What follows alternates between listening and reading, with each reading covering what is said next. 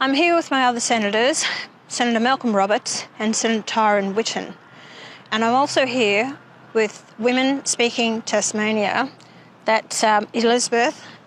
And I think it's very important that One Nation is standing up for women in Australia. We see the decline of women's rights that is happening right across this country, and today I will be reintroducing my bill on biological sex. That means you are what you are when you were born, and you cannot at your whim change from being a man or woman. I, with a lot of other women, are fed up with I can say that men are taking over our spaces. They're actually wanting to be women when it suits them. They're taking over, the safe spaces of women in the change room, the sporting fields, or they're wanting to be women when it suits them to compete against women. And it's not fair, it's not right. Nothing will ever change them, no matter what operations you have, no matter what sex hormones you may take or puberty blockers you may take. If you're not born a woman, you are not a woman. And they're trying to include them also in pregnancies, abortions, including them in the talk with this. It's got to the ridiculous in this country. That's why One Nation will keep fighting for women's rights in the country. You won't get it from this place, from the other senators. You won't get it from the Greens, definitely not the Greens, and you won't get it from the Labor Party, and you won't get it from the Coalition, who are so weak on this issue to allow it to get to the stage that it is in this country. That's where we're going to keep fighting on, for the safe spaces for women. Women are women. And what people can't answer me is, people in this place, why does it suit you to call them women when it comes to domestic violence or getting funding for housing, and yet you won't do the same for men? Why do you call yourself women when it comes to the gender pay gap? It's okay to be defined as women, but it's not in safe spaces for women in change rooms or, toilets that they need to go to. So they choose when to fight for women's issues and when not to. Well, women are women, and I am a woman, and I'm very proud of it, and I will keep saying it.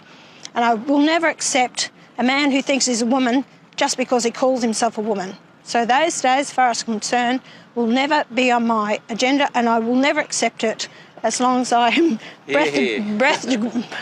draw breath. Well said. But anyway, we're going to sign this pledge. It means very much to all of us and to all those women out there. If you want change, if you want to get rid of this rubbish, the only party that will stand up and fight for you is One Nation. Be assured of that.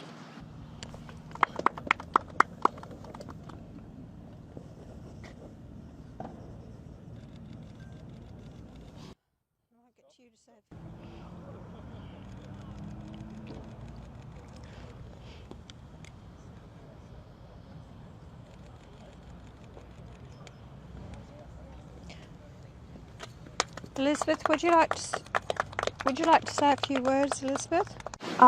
We would like to say congratulations to Senator Hanson and One Nation for signing the Women's Pledge and always fighting for women's rights, women's sex-based rights.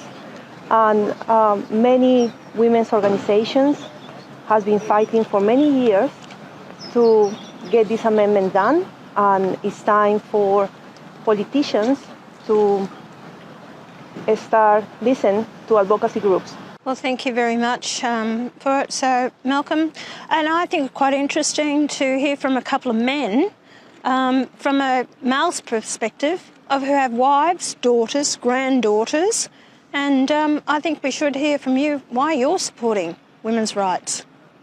Well, God created two sexes, male and female, and that's absolutely essential to reinforce.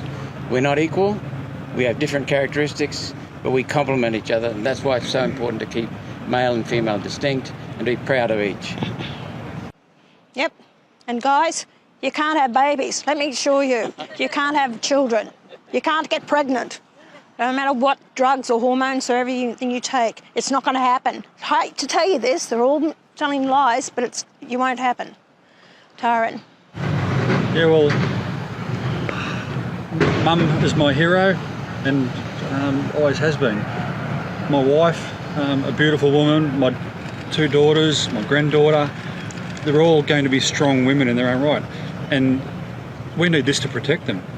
I fear for them in the current world, not being able to go into a safe space and know that they're Yeah. not being surrounded by, weirdos. So if you're a man and you're going into a woman's change room, there's something wrong with you. And I'll stand up and fight for women every day of the week for this. Yeah. What we must realise that in London they've actually declared a woman is a woman, and yet we haven't done it here. Why? Why haven't we done that? We've seen the impact it's having. And I'd say another thing too is, why should women then go and put the effort in to become champions in their own sports, whether it's swimming, whether it's on the wrestling, whether it's on the boxing field, to allow a man come in and compete against them? They have no chance because of their biological sex as male. And so the competition is not right, and they're allowed to do it. I think the people allowing this happen are actually screwed up. They really are. And it's so wrong for allowing this to happen.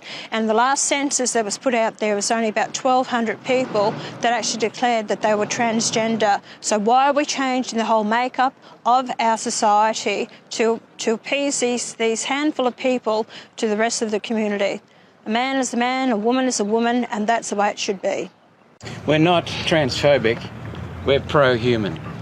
Pro-human and pro-reality, and we're pro the truth. Stop the lies, just get back to the truth. Male, female. Anyway, thank you for coming. Thank you. And you've got our full support, all the women out there. We're fighting for you. All right, thank you. Cheers. Bye-bye. Thank you very much.